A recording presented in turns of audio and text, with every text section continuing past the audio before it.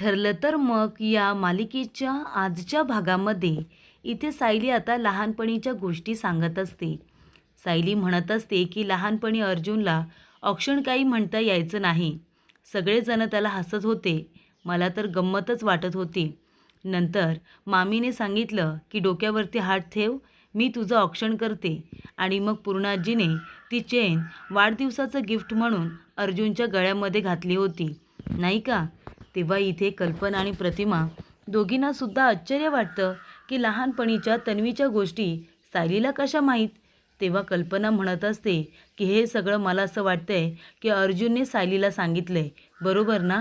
तेव्हा प्रतिमा म्हणते हो, नाहीतर लहानपणीच्या तन्वीच्या गोष्टी सायलीला कळतीलच कशा? तर इथे अर्जुनचा गैरसमज होतो की सायलीला तन्वीच्या लहानपणीच्या या गोष्टी ममा आणि आत्याने सांगितलेल्या आहेत, म्हणून तर सायली एवढं सगळं लहानपणीचं बोलते असं अर्जुनला वाटतं. तेव्हा पूर्णाजी म्हणते, सायली तुझ्या सगळं लक्षात आहे ना, तसंच तन्वी माझ्याही लक्षात आहे. त्यानंतर कोर्टामध्ये महिपतची हेअरिंग असते आणि आज महिपतला सोडवलं जाणार असतं. महिपतवरती लागलेले सगळे गुन्हे हे त्याने काही जाणून बुजून केलेले नाहीत. नागराजच्या दबावाखाली येऊन त्याने हे गुन्हे केलेत असं आता कोर्टामध्ये सिद्ध केलं जात असतं. त्यानंतर इथे आता जेलमधल्या जेलरने सुद्धा महिपत शिकरेच्या वागणुकीमध्ये किती बदल झाला आहे हे आता वाढवून चढवून सांगितलेलं असतं. जेलमध्ये आल्यावरती महिपत शिकरे गुंडाप्रमाणे वागत होते, पण हळूहळू त्यांनी त्यांच्या वागण्या बोलण्यात बदल केला आणि जे लोक कोणी त्यांच्यावरती हात उगारायचे ते मारामारी करायचे नाही. उलट ते सगळ्यांना समजावून सांगायचे की गुंडगिरी करणं, मारामारी करणं याने आपण काहीही साध्य करू शकत नाही. आपण सगळ्यांनी एकमेकांना समजून घेतलं पाहिजे. त्यांनी स्वतःपुरतं नाही तर सगळ्यांना तोच उपदेश केला आणि जेलमधलं वातावरण हे आनंदी आणि शांत ठेवलं. त्यामुळे प्रेक्षकांनो, इथे आता सायलीच्या गळ्यामध्ये तन्वीचं लॉकेट आलेलं असतं. पूर्णाजी म्हणते की तन्वी, हे लॉकेट कधीच तू तुझ्यापासून दूर करायचं नाही. हे लॉकेट तुझं आहे. अर्जुनने तुझ्या गळ्यामध्ये घातलं होतं, त्यामुळे हे आता लॉकेट तूच तुझ्या गळ्यामध्ये ठेवायचं, असं पूर्णाजी म्हणत असते. त्यानंतर प्रेक्षकांनो, इथे आता सायली ते लॉकेट जेव्हा बघते ना, तेव्हा तिला आठवतं की तन्वीच्या म्हणजे प्रियाच्या गळ्यामध्ये हे लॉकेट तिने बऱ्याचदा बघितलेलं असतं. पण जेव्हा सायलीच्या गळ्यामध्ये ते लॉकेट येतं ना, तेव्हा ते लॉकेट तिला आपलंसं वाटतं. तिला असं वाटतं की हे लॉकेट तर माझंच आहे. त्यानंतर इथे आता कोर्टामध्ये ॲडव्होकेट भास्कर जे असतात ना, ते आता सगळे पुरावे सादर करत असतात आणि म्हणत असतात की हे पुरावे तुम्ही बघा. ज्या वेळेला इथे नागराजने अटेम्प्ट टू मर्डर करण्याचा प्रयत्न केला होता, तेव्हा प्रत्येक केसमध्ये नागराज यांनी आता जरी खून करण्याचा प्रयत्न केला आहे तरी महिपत शिकरेने माफीचा साक्षीदार झालेले आहेत. प्रत्येक वेळेला ते माफीचा साक्षीदार झालेत आणि इथे त्यांनी एक प्रकारे कायद्याची आणि कोर्टाची मदतच केली. त्यामुळे तुम्ही त्यांना निर्दोष करार द्यावा. त्यांची वागणूक पाहता तुम्ही त्यांना निर्दोष करार द्यावा अशी मी तुम्हाला विनंती करतो, असं ॲडव्होकेट म्हणत असतात. तेव्हा इथे आता लहानपणीच्या आठवणी पूर्णाजी सांगत असते. तेव्हा रविराज काका म्हणतात की पूर्णाई, ते सगळं आता थांबवा. लहानपणीच्या आठवणी नको. अर्जुनच्या वाढदिवसानंतर आम्ही घरी जाताना आमच्याबरोबर जे काही घडलं हे सगळ्यांनाच माहिती आहे. त्याचा आणखीनच त्रास होतो. प्रताप काका म्हणतात, रविराज, त्या आठवणी कशाला तू काढतोयस? उगाच त्या आठवणी नको, त्याचा आम्हालाही त्रासच होतो. तेव्हा इथे रविराज काका आणि प्रतिमा म्हणतात, बरं ठीक आहे, आम्ही आता निघतो. तर इथे तन्वी, निघतो बरं का? तेव्हा सायलीचं लक्ष नसतं. तेव्हा इथे अर्जुन म्हणत असतो की तन्वी, अगं तिकडे बघ, सिनियर आणि प्रतिमा आत्या दोघेजणं चाललेत. सायली म्हणते, आजचे दिवस राहिलं असतं तर बरं झालं असतं. रविराज काका म्हणतात, नाही नको, राहायला आज नको, नंतर कधीतरी येऊ, आता आम्हाला निघू दे. तेवढ्यातच इथे सगळेजण आता गेलेले असतात आपापल्या कामाला. पूर्णाजी म्हणते की चला, मी पण जाऊन जरा आडवी होते, मला बरं वाटेल. अर्जुनला महत्त्वाचा फोन येतो, तो जातो. अस्मिता म्हणते, सायली, तुला काही हवं आहे का गं? काही हवं असेल तर तू मला सांग हा. तेव्हा सायली म्हणते हो. तेवढ्यातच इथे सायली देवी आईकडे बघत असते आणि म्हणत असते, देवी आई, काय गं हे तू माझ्या नशिबाला दिलेस? मला आता असं वाटतंय या लॉकेटबरोबर आणि त्याचबरोबर लहानपणीच्या तन्वीबरोबर नक्कीच माझं काहीतरी नातं आहे. पण हे नक्की काय आहे? योगायोग तर असू शकत नाही. अर्जुनच्या लहानपणीच्या गोष्टी मी इतक्या स्पष्टपणे सांगितल्या, जणू काही तो वाढदिवस मी माझ्या डोळ्याने बघितला. मग हे सगळं योगायोग तर नसू शकतं. हे सगळं काय आहे देवी आई? तू मला कुठल्या गोष्टीचे संकेत देतेस का? असं आता सायली म्हणत असते. त्याचबरोबर इथे आता जज साहेब म्हणत असतात की सगळे साक्षीदार आणि पुरावे पाहता महिपत शिखरे यांनी केलेले गुन्हे हे नागराज किल्लेदार यांच्या दबावाखाली येऊन केलेले आहेत हे सिद्ध झाले. आणि त्याचबरोबर जेलमधली त्यांची वागणूकसुद्धा खूपच जास्त सुधारलेली आहे. त्यामुळे हे कोर्ट त्यांना आता इथे निर्दोष करार देत बाहेर जाण्याची परवानगी देत आहे असं सांगण्यात आलेलं असतं. त्यामुळे महिपत शिखरे सुटलेला असतो, तो निर्दोष सिद्ध झालेला असतो आणि त्यामुळे इथे महिपतला खूप जास्त आनंद झालेला असतो. चैतन्याने ही संपूर्ण हेअरिंग आपल्या डोळ्याने बघितलेली असते, कानाने ऐकलेली असते. चैतन्याला खूप मोठा धक्का बसतो. तेव्हा इथे सचिन म्हणत असतो, कॉंग्रॅच्युलेशन्स अण्णा, तुम्ही सुटलात. तुम्ही आता ताठ मानेने फिरू शकता. महिपत म्हणतो, नाही नाही, ताठ मानेने मी फिरू शकत नाही. जे काही मी केलं आहे त्याने माझी मान नेहमी खालीच राहणार आणि मी इथे आता फक्त आणि फक्त सुधारणार. पुन्हा आता चुकीच्या मार्गाला मी जाणार नाही असं महिपत सचिनला म्हणत असतो. त्यानंतर प्रेक्षकांनो, सचिन इथे आता म्हणत असतो, खरोखर हा माणूस सुधारला आहे का? तो म्हणतो, जाऊ दे, माझी पोरगी कुठं आहे? माझ्या पोरीला ही आनंदाची बातमी द्यायला पाहिजे. तेव्हा सचिन म्हणतो की आता ती पुण्यामध्ये आहे, मी तिला कॉल करून सांगतो. त्यानंतर सचिन म्हणतो की साक्षी, अगं तुझे अण्णा सुटले. ती म्हणते, काय अण्णा सुटले?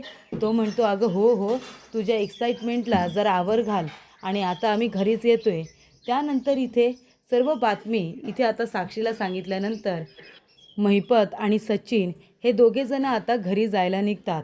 साक्षीला आपल्या अण्णा सुटल्याचा खूप जास्त आनंद झालेला असतो. सायली इथे विचार करत बसलेली असते की मला इथे लहानपणीच्या तन्वीच्या सगळ्या आठवणी तशा ना तशा कशा काय आठवू शकतात? यांनी माझ्या गळ्यामध्ये लॉकेट घातले असं मला का वाटलं? यांचा वाढदिवस तसा ना तसा माझ्या डोळ्यासमोर उभा कसा काय राहिला?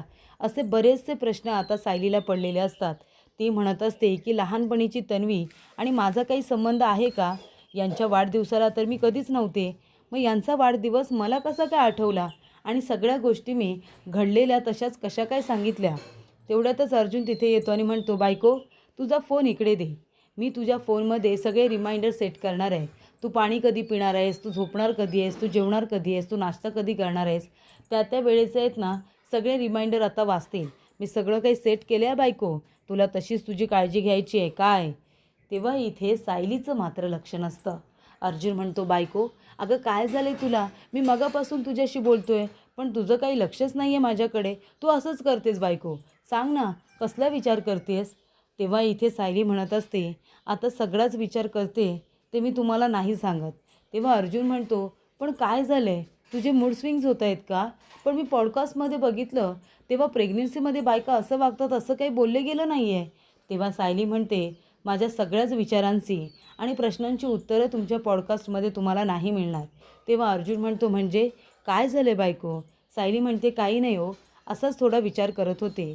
तेवढ्यातच आता सचिनचा चैतन्याचा फोन आलेला असतो. अर्जुन म्हणतो, चैतन्य बोल ना. तेव्हा इथे सायली म्हणते, स्पीकरवरती टाका. तेव्हा चैतन्य म्हणत असतो, अर्जुन, अरे खूप मोठं प्रॉब्लेम झालं आहे. तो म्हणतो, काय झालं? आपलं काम झालं ना? तेव्हा इथे चैतन्य म्हणतो, आपलं काम झालं आहे, पण ज्या गोष्टीचा आपण कधी विचार केला नव्हता ना ती गोष्ट घडली. आणि ती गोष्ट म्हणजे महिपत शिखरे सुटला. तेव्हा अर्जुन म्हणतो, काय? महिपत शिखरे सुटला कसं काय? तर इथे सचिनने महिपत शिखरेला सोडवलं आहे आणि इथे वकिलांनीसुद्धा खूपच जास्त मेहनत घेतली. तेव्हा इथे महिपत म्हणत असतो की आता तो सुधारलेला आहे म्हणून, पण मला तसं नाही वाटत. तेव्हा अर्जुन म्हणतो, सचिनने महिपतला सोडवलं आहे म्हणजे हे प्लॅनिंग त्याने आधीपासूनच केलं असेल. आणि त्याचबरोबर तो इतका हुशार निघाला आणि तो महिपत शिखरेला सोडवू शकतो असा विचार मी कधीच केला नव्हता. खूपच पोचलेला निघाला तो. तेव्हा अस्मिता म्हणते, त्यात आश्चर्य वाटण्यासारखं काय आहे? अरे सचिन महिपतला सोडवणारच ना, त्याचा स्वार्थ आहे या सगळ्यामध्ये. त्याला आता महिपत शिखरेचा जावई व्हायचा आहे, तर साक्षीबरोबर लग्न करायचं आहे ना त्याला, मग तो आपल्या सासऱ्यांना सोडवणारच, म्हणून त्याने हे सगळं केले. त्याचा एवढा विचार काय करायचा? आणि महिपत शिखरे गुन्हेगार, सचिन अजून मोठा गुन्हेगार. त्या दोघांची जोडी अगदी चांगली आहे. असू दे, ते दोघेजणं शोभतील एकमेकांना. आता तुम्ही का दोघेजणं चेहरा पाडून बसला आहे? हे बघा, सचिनला जे करायचं आहे ते करू दे. मला त्याच्या वागण्याचा अजिबात त्रास होत नाही आहे. कळलं का? आम्ही इथे बाळाला मी घेऊन खेळायला आले होते तुमच्याबरोबर, तर तुम्ही इथे तोंड पाडून उभे राहणार आहात का? तेव्हा सायली म्हणत असते, असं कसं? बाळ इथे आल्यानंतर आम्ही का बरं तोंड पाडून बसू? आम्ही तर बाळाबरोबर खेळणार ना. तेव्हा इथे अर्जुन म्हणतो, बरं ठीक आहे, तुमचं चालू द्या, मी जातो माझं काम करत बसतो. तेव्हा इथे अस्मिता म्हणत असते, बघितलंस ना सायली, मी इथे बाळाला घेऊन तुमच्याबरोबर खेळायला आले, तर मामाला तर नेहमीच काम असतं. तेव्हा सायली म्हणते, मामाला काम असू दे ना, पण मामी तर आहे ना बाळाबरोबर खेळायला, आम्ही दोघेजणे खेळतो. त्यानंतर इथे प्रताप काका म्हणत असतात की खरं तर अस्मिताचा मूड छान व्हावा म्हणून आपण काहीतरी केलं पाहिजे नाही का? अश्विन, त्याचबरोबर अस्मिता, बाळ, कुठेतरी यांना बाहेर फिरायला घेऊन गेलं पाहिजे. पण अस्मिताचं बाळ अजून लहान आहे, त्याला कुठे घेऊन जायचं ना बाहेर फिरायला? तेव्हा कल्पना म्हणते, मी काय म्हणते, बाळाला घेऊन आपण बाहेर कुठेतरी फिरायला जाऊ शकत नाही, पण आपण घरच्या घरी छोटंसं गेट टुगेदर केलं तर? तेव्हा तिथे अर्जुन येतो आणि म्हणतो, बरोबर बोललात, या घराला आनंदाची गरज तर आहेच. तेव्हा प्रताप काका म्हणतात, आता काय झालं अर्जुन? तेव्हा अर्जुन म्हणतो की डॅड, जे घडायला नको होतं तेच घडलं आहे. मैपत शिकरे सुटला आहे. त्या सचिनने मैपत शिकरेला खूपच हुशारीने सोडवलं. तेव्हा इथे आता तो अजून काय काय करेल काही सांगता येत नाही. तेव्हा कल्पना म्हणते, त्या सचिनचा आणि त्या मैपतचा दोघांचा सुद्धा विषय मला घरामध्ये नको आहे. त्यांना काय करायचं आहे ते करू दे, आपण त्यांच्या विषयावरती बोलायचं नाही. तेव्हा विमल म्हणते, ठीक आहे वहिनी, आपण एक काम करूया, इथे आता घरामध्ये गेट टुगेदर आहे ना, त्यानिमित्ताने आपण आता सगळी तयारी करूया. तुम्ही सांगा फक्त मला काय काय करायचं आहे ते. तेव्हा इथे कल्पना म्हणते, मी सायलीजवळ बोलते आणि तुला लिस्ट देते. त्यानंतर इथे आता महिपत घरामध्ये येऊन आपल्या खुर्चीमध्ये माजत बसलेला असतो. तेव्हा महिपत म्हणत असतो की आपलं घर ते आपलं घर, दुसरं कुठे राहिलो तरी आपल्या घराचं फिलिंग काही येत नाही आणि त्याच्यामध्ये मी नरकात होतो आणि मी तर नरकामधून इथे आलो आहे, म्हणजे माझं घर मला तर आता स्वर्गच वाटतं आहे. तेव्हा इथे सचिन म्हणत असतो की तुमच्यासाठी जर तुमचं घर स्वर्ग आहे तर मलासुद्धा तुमचं घर आता स्वर्गच वाटतं आहे. तेव्हा इथे महिपत म्हणत असतो की सचिन, तू जे काही केलेस ना ते माझ्यासाठी खूप मोठी गोष्ट आहे.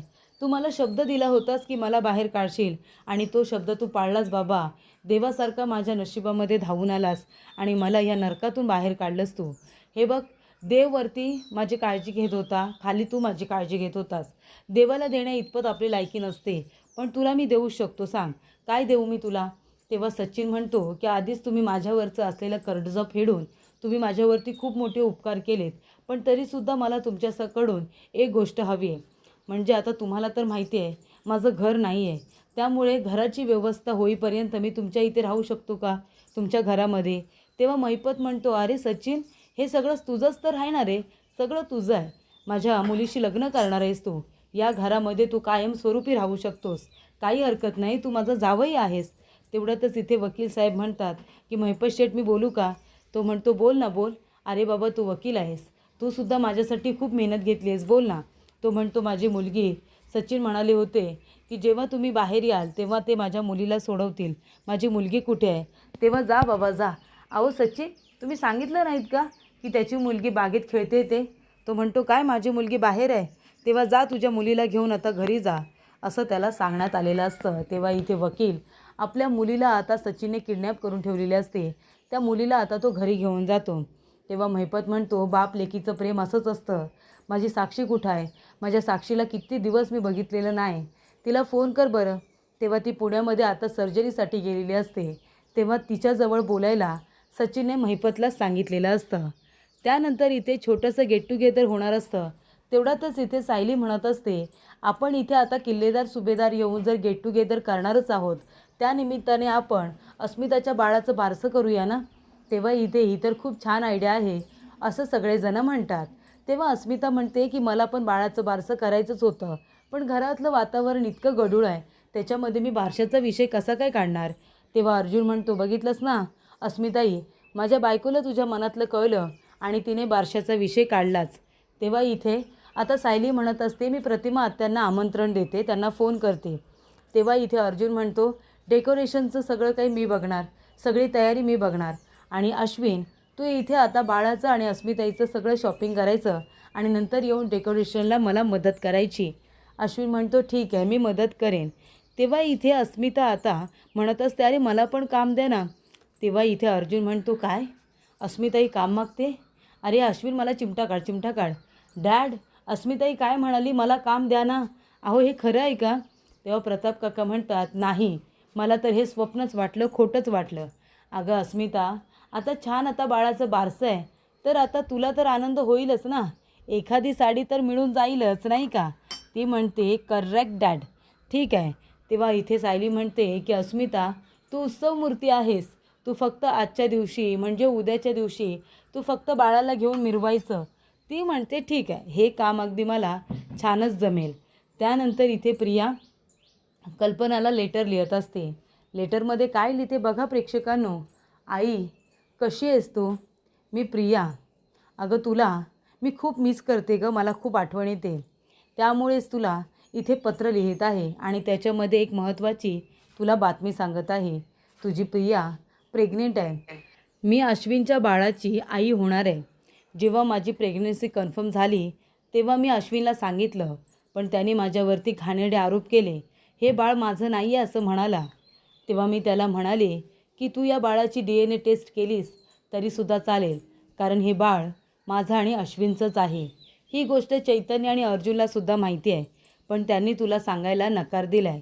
त्यामुळे मी प्रेग्नेंट आहे ही गोष्ट मी तुला या पत्रामधून सांगते, असं प्रियाने सांगितलेलं असतं. त्याचबरोबर प्रेक्षकांनो, इथे आता सगळेजण म्हणत असतात की चला उद्या घरामध्ये छान आता कार्यक्रम आहे. कार्यक्रम छोटा असू दे किंवा मोठा, छोटा असला तरी तयारी खूप मोठी करावी लागते. तेव्हा उद्या किल्लेदार सुभेदार एकत्र येऊ आणि छान मस्त मज्जा आणि धम्माल करू, नाही का? तेव्हा इथे अस्मिता म्हणत असते की हो, उद्याचा दिवस खूपच जास्त छान आहे. मी तर छान आता तयार होणार आहे आणि मिरवणार आहे. तेवढ्यातच इथे सायलीचा एक अलाराम वाजतो. सगळेजण म्हणतात, हा कसला रिमाइंडर आहे? तेव्हा अर्जुन म्हणतो की हा अलाराम आहे ना, तो झोपण्याचा आहे. सायली, तुझी झोपण्याची वेळ झाली आहे, चल आता झोपायला जा. प्रताप काका म्हणतात, घ्या, मी इथे उठण्याचा अलाराम ऐकला होता, पण आता झोपण्याचा सुद्धा अलाराम असतो हे मी आता पहिल्यांदाच ऐकतोय. तेव्हा अर्जुन म्हणतो, असतो डॅड, असतो. आपण काही गोष्टी वेळेत केल्या पाहिजे ना, त्यासाठी ह्या अलारामचा उपयोग आपल्याला होत असतो. अश्विन खूपच जास्त सॅड बसलेला असतो. तेव्हा इथे अस्मिता म्हणत असते की अश्विन, अरे बाबा उद्या तुला शॉपिंग करायची हा, त्यामुळे सायली तू जा बरं, तू जाऊन झोप आणि आपण सगळेसुद्धा आता आराम करूया. उद्या सकाळी उठून आपल्याला सगळ्यांना खूपच जास्त कामं करायची आहेत. तेव्हा प्रेक्षकांनो, कल्पना म्हणत असते, सायली बाळा तू जाऊन झोप. उद्याचा मेनू काय डिसाईड करायचा आहे ना, ते सगळं मी करेन. तू नको काळजी करू, तू जा आणि आता मस्त आराम कर बरं. प्रताप काका म्हणतात की ठीक आहे, उद्याचा दिवस आपल्या सगळ्यांसाठी खूपच जास्त महत्त्वाचा दिवस असणार आहे आणि ही गोष्ट चैतन्यालासुद्धा फोन करून सांगा. चैतन्य आणि त्याचबरोबर संपूर्ण किल्लेदार फॅमिली यांना आपण इन्व्हाइट करायचं आहे. त्यानंतर प्रियाने लेटर लिहिलेलं असतं. ती म्हणते ठीक आहे, आता हे लेटर खूपच जास्त इमोशनलसुद्धा झालेलं आहे. कल्पी हे लेटर वाचेल आणि धावत पडत ती मला भेटायला येईल. तिच्या नातवंडासाठी तर ती नक्कीच येईल, रडेल आणि माझ्या नातवंडाला ती लहानाचं मोठं करेल. कारण तिने काय लिहिलेलं असतं, या बाळाची या सगळ्यामध्ये काय चूक आहे, तू माझ्या बाळाचे लाड करशील ना गं, असं ती म्हणालेली असते. तर पुढील भागामध्ये प्रेक्षकांनो, इथे आता संपूर्ण तयारी झालेली असते, डेकोरेशन वगैरे झालेलं असतं. तेव्हा प्रिया म्हणत असते, हे घ्या ना, हे घ्या मॅडम, हे पत्र तुम्ही आता माझ्या घरी पोचवा ना.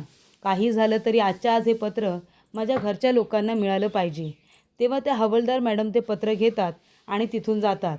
प्रिया म्हणते, कल्पी, हे पत्र वाचल्यानंतर तू तुझ्या नातवंडासाठी तरी मला भेटायला नक्कीच येशील, असं ती आता म्हणत असते. त्यानंतर इथे आता पूर्णाजी फोन उचलते, कारण प्रियाने सुभेदारांच्या घरी फोन केलेला असतो आणि तो फोन आता पूर्णाजीनेच उचललेला असतो. तेव्हा प्रिया म्हणत असते, पूर्णाजी, अगं मी प्रिया बोलते, तुझी तन्वी. अगं मी प्रेग्नेंट आहे गं, गरोदर आहे मी इथे अश्विनच्या बाळाची आई होणार आहे, असं म्हणाल्यानंतर पूर्णाजीला चक्कर येते. तिला खूप मोठा धक्का बसतो आणि ती आता इथे बेडवरती कोसळते, सोफ्यावरती कोसळते. तेव्हा सगळेजण पूर्णाजीला बघतात. प्रताप काका, कल्पना सगळेजण जोरात ओरडतात, पूर्णाजी, आणि सगळेजण आता पूर्णाजीकडे धावत पळत येतात. तर प्रियाने फोन केल्यामुळे पूर्णाजीला इथे इतका मोठा धक्का बसलेला असतो की पूर्णाजी आता सोफ्यावरती कोसळलेली असते आणि त्यामुळे तिथे उभे असलेल्या सर्वांना खूप मोठा धक्का हा बसलेला असतो.